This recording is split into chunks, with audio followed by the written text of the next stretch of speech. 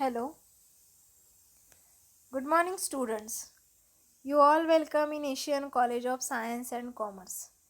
And today we are going to see the exercise from chapter number 1, unit number 1, unit number 2, and unit number 3, which we have already completed in our videos, in our lectures. Okay, 3 units we have completed. Okay, and for the internal exam point of view, I am going to explain the exercise from objective type question. Okay, here this is a Nirali book, and from the Nirali book I have taken some objective questions.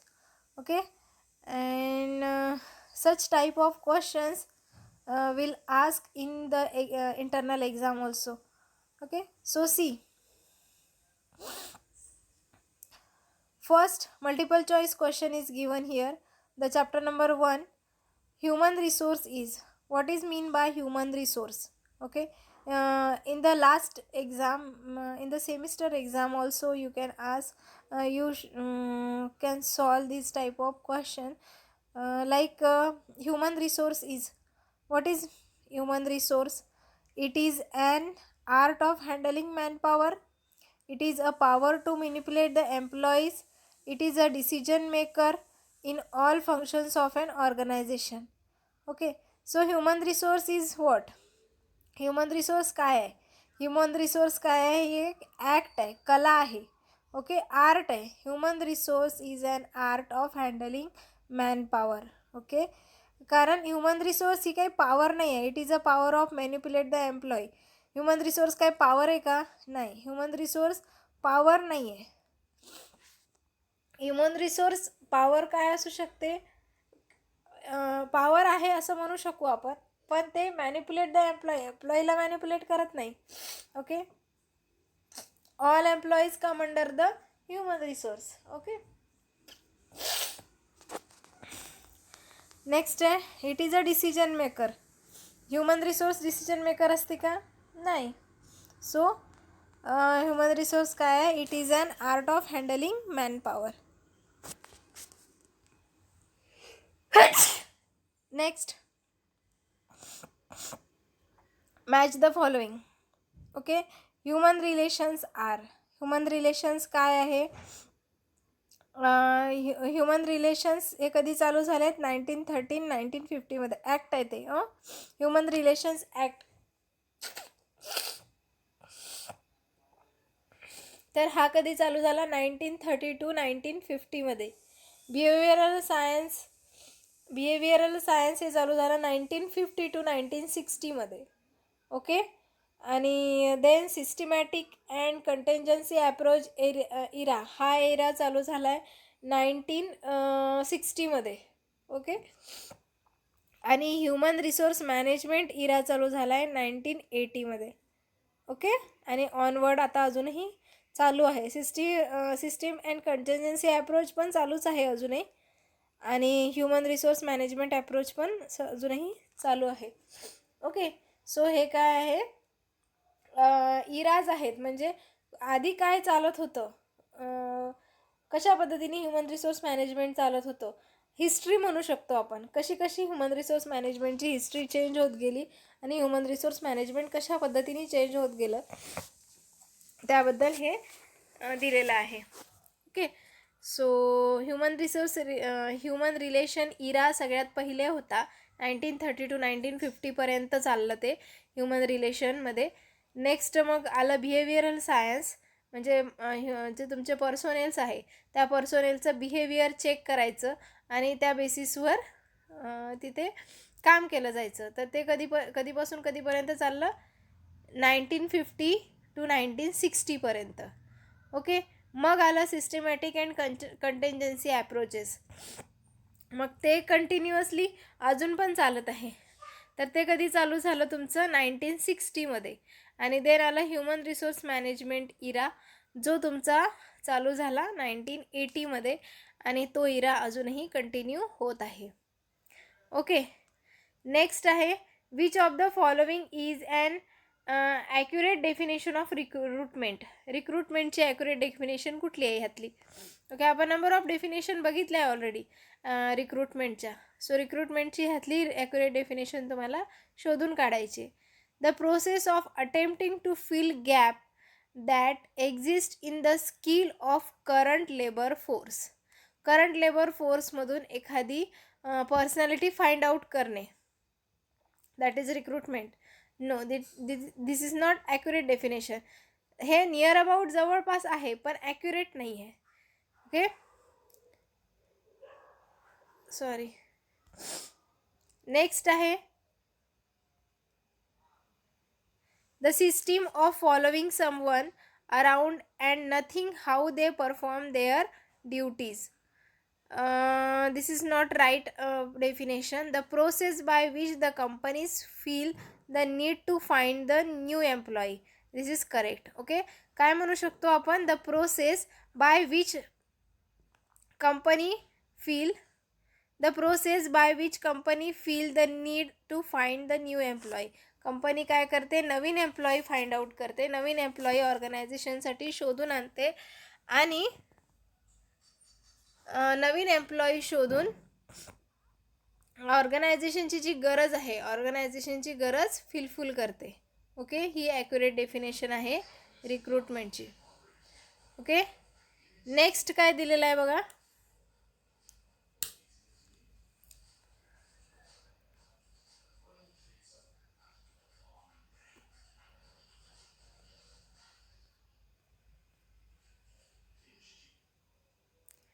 Fourth question आहे तुमचा.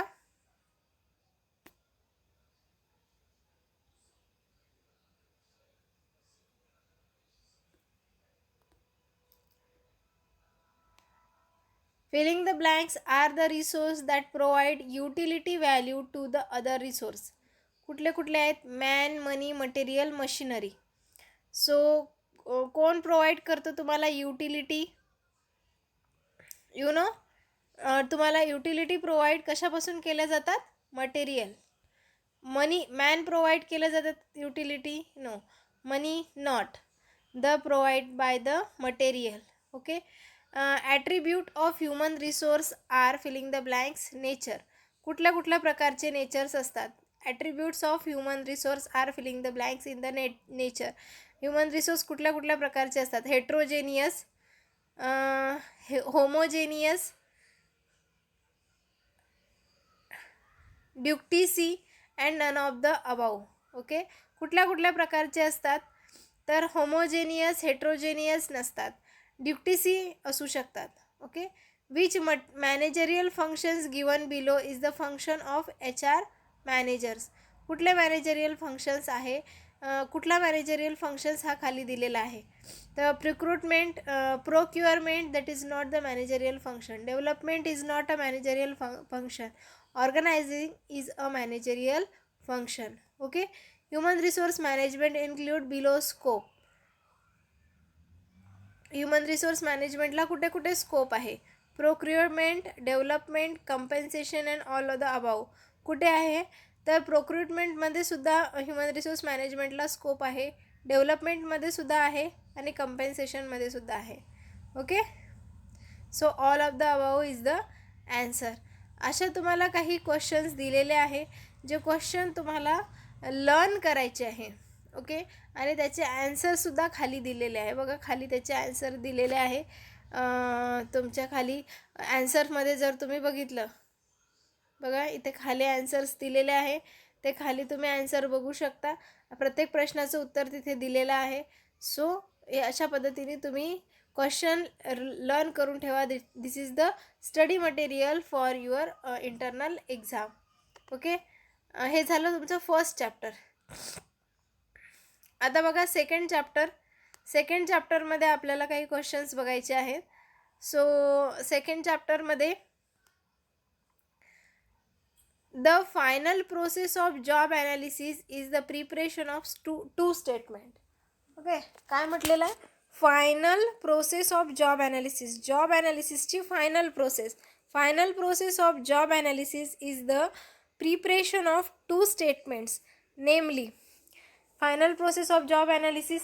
Job ॲनालिसिसची final process काय आहे? Final process of job analysis is the preparation of 2 statement, 2 स्टेटमेंटचं analysis. Okay, नेमली काय म्हणतात त्याला? कुठले 2 स्टेटमेंट्स असू शकतात ते? जॉब ऑब्झर्वेशन असू शकतं का जॉब डिस्क्रिप्शन असू शकतं? जॉब ऑब्झर्वेशन आहे का जॉब डिस्क्रिप्शन आहे? जॉब स्पेसिफिकेशन आहे की जॉब ऑब्झर्वेशन आहे? जॉब डिस्क्रिप्शन आहे की जॉब स्पेसिफिकेशन आहे? ते आपल्याला बघायचं आहे. ओके, सो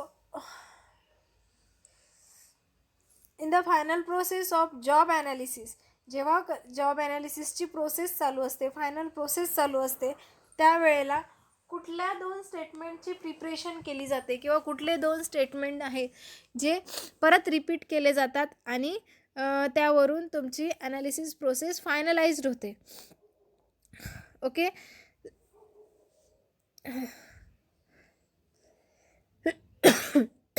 तर ते आहे job description and job specification.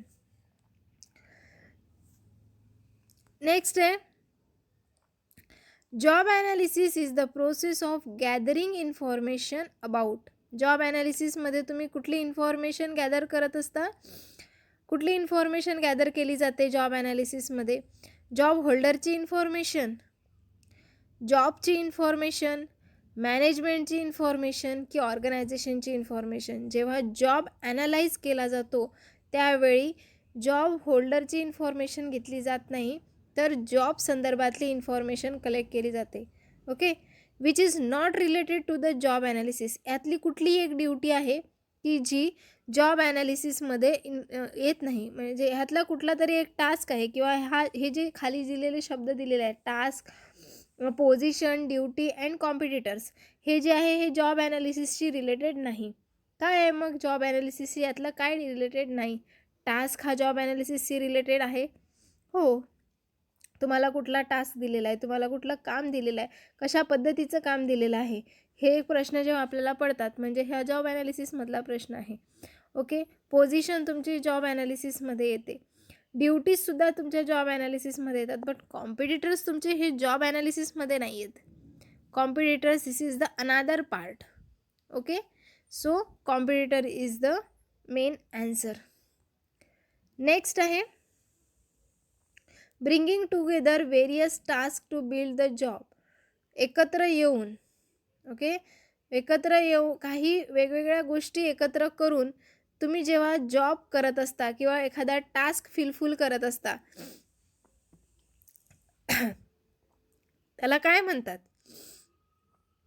Okay, so this is job designing. Bringing together various task, वेगवेगळे टास्क एकत्र करून एक जॉब बिल्ड केला जातो, त्याला काय म्हणतात? Job designing. Grouping of similar type of works together is non as. एका सिमिलियर टाईपच्या कामाच्या ग्रुप तयार करणे. सिमिलियर वर्क आहे, सगळीकडे एकसारखंच काम होते, तर त्या सिमिलियर वर्कचा एक ग्रुप तयार केला जातो, त्या ग्रुपला काय म्हणतात? Job description. ओके, सॉरी, काय म्हटलं जातं त्याला? Job classification. वेगवेगळ्या याच्यामध्ये डिस्ट्रीब्युशन केलं जातं. Grouping of similar type of, same वस्तूंचा जर एक ग्रुप तयार केला तर आपण त्याला पण क्लासिफिकेशनच म्हणतो. So simple question. Okay, the basic purpose of human resource planning. Human resource प्लॅनिंगचे बेसिक फंक्शन्स कुठले कुठले? काय आहे basic function human resource प्लॅनिंगचे?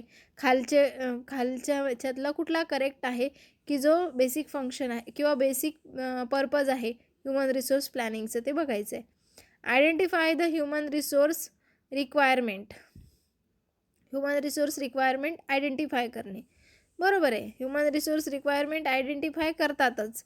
Human resource प्लॅनिंगची जी प्रोसेस आहे किंवा पर्पज आहे ते कशासाठी केली जाते? की रिसोर्स रिक्वायरमेंट आहे का, आपल्याला खरोखरच आपल्या ऑर्गनायझेशनला माणसांची गरज आहे का, पर्सोनेलची गरज आहे का, हे बघितलं जाते. Identify the resource availability. आपल्याकडे ह्युमन रिसोर्स किती प्रमाणात अवेलेबल आहे, किती लोक आपल्याकडे अवेलेबल आहे, किती लोक आपल्या इथे काम करतात ऑलरेडी, आणि त्यातून किती लोकांची आपल्याला कमतरता आहे, हे बघितलं जाते. Match the HR requirements with the HR अवॉइलेबिलिटी.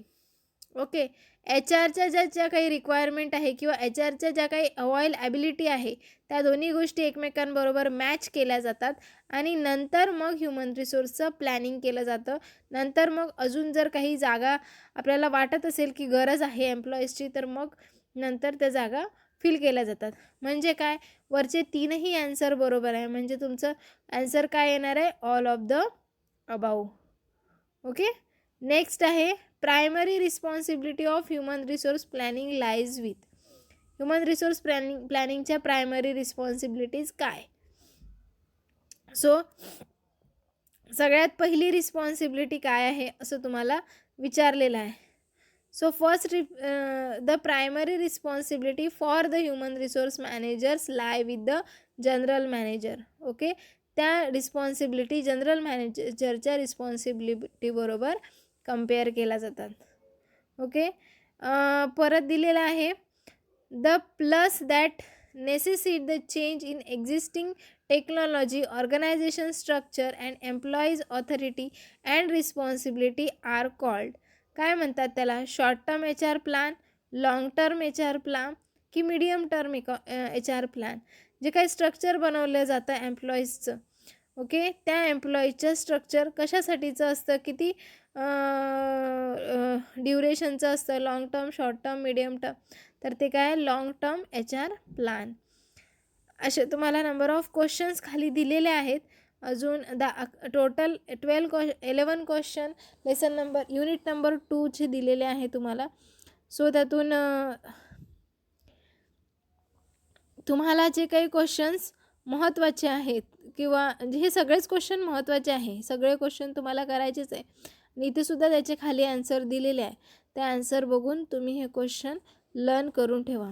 That is the study material for the internal exam from lesson number 2. Okay, आणि आता आपल्याला बघायचे आहे लेसन नंबर 3. लेसन नंबर 3मध्ये थोडेच आहेत, 8च प्रश्न दिलेले आहे. ओके, सो बघा one by one. Position held by the individual throughout his work life are normally referred as. कशासाठी रेफर आहे, जॉबसाठी, टास्कसाठी, करिअरसाठी की none of the above. Okay, individual. Position held by the individual throughout his work life. स्वतःची position कधी तयार केली जाते, जेव्हा त्याचं काहीतरी करिअर आहे. ओके, आणि हे कशाशी कन्सर्ट आहे, करिअरशी कन्सर्ट आहे. Position held by the individual throughout his work life are normally referred as. Normally एखादी गोष्ट, एखादी पोझिशन हेल्ड होते individual throughout his work life. Okay, त्या सिच्युएशनला काय म्हणतात किंवा त्या कंडिशनला काय म्हणतात, तर त्याला करिअर म्हणतात. Which of the following perspectives look at career of individual firm. Okay, the future position ही is likely to held. Work of following perspective look at the career of individual future position he is likely to be held. Subjective perspective, natural perspective, objective perspective and none of the above. असे तुम्हाला हे दिलेले आहे, options दिलेले आहे. तर subjective perspective असेल तुमचा, जर जो पर्स्पेक्टिव्ह आहे तो सब्जेक्टिव्ह असेल, त्यामध्ये सगळ्या गोष्टी ऑलरेडी मेन्शन केलेल्या असतील, तर ते तुम्हाला समोरच्या समोर प्रेझेंट करायला सोपं जातं. ओके, तर अशा पद्धतीने तुम्हाला लेसन नंबर 3च्या पण नोट्स दिलेल्याच आहे. सो त्या नोट्स वाचा आणि त्यानुसार तुमचं स्टडी मटेरियल म्हणून याचा उपयोग करून घ्या आणि एक्झाम व्यवस्थित सॉल्व करा. ओके, व्यवस्थित प्रश्न सॉल्व करा. आता गुगल क्लासरूमवरची तुमची तशी पहिलीच एक्झाम आहे. काही विद्यार्थ्यांनी लॉकडाऊनमध्ये असताना 1-2 पेपर सॉल्व केलेही असतील, पण तरीसुद्धा लॉकडाऊनच्या या काळामध्ये जेव्हा आपण ह्या ऑनलाईन परीक्षा घेतो आहे, तर डिस्क्रिप्टिव्ह पेपर ऑनलाईनमध्ये लिहायला फार वेळ जातो. त्यामुळे विद्यापीठाच्या मार्गदर्शनाअंतर्गतच आपण हे ऑनलाईन परीक्षा गुगल फॉर्मवरून घेतो आहे. ओके, सो गुगल फॉर्म कसा आणि हे जे पेपर असणार आहे, हे पेपर आम्ही ग्रुपलाच टाकणार आहे. गुगल क्लासरूमलाच हे पेपर तुमच्या शेड्यूल केले जाईल. जसं रोजचं आम्ही लेक्चर शेड्यूल करतो तसं पेपरच्या दिवशी त्या वेळेला तो पेपर शेड्यूल केला जाईल. आणि त्या पेपरला जितका वेळ दिलेला आहे तितकाच वेळ तुम्हाला मिळणार आहे. त्याच वेळेमध्ये तो पेपर तुम्हाला सोडवायचा आहे. त्यानंतर ती लिंक ऑटोमॅटिकली बंद होणार आहे. पेपरची लिंक ऑटोमॅटिकली बंद झाल्यानंतर तो पेपर तुम्हाला लिहिता येणार नाही. Okay, so be take careful about the instruction लक्षात घ्या आणि त्यानुसार तुमचा स्टडी चालू करा. ओके, सो आय थिंक तुम्हाला टोटल स्टडी मटेरियल मी आत्ता दिलेलं आहे. त्या स्टडी मटेरियलवरून तुम्ही तुमचं काम चालू करा आणि व्यवस्थित अभ्यास करा. त्याचबरोबर आपल्याला काही प्रोजेक्ट बनवायचे होते. ओके, तर त्या प्रोजेक्टशी रिलेटेड एक व्हिडिओ मी नेक्स्ट व्हिडिओ तयार करणारच आहे. तर त्या लेक्चरमध्ये मी तुमच्यासोबत ॲक्टिव्हिटीबद्दल बोलणार आहे. काही ॲक्टिव्हिटी आता तुम्हाला ऑलरेडी ग्रुपवर दिल्या असतील.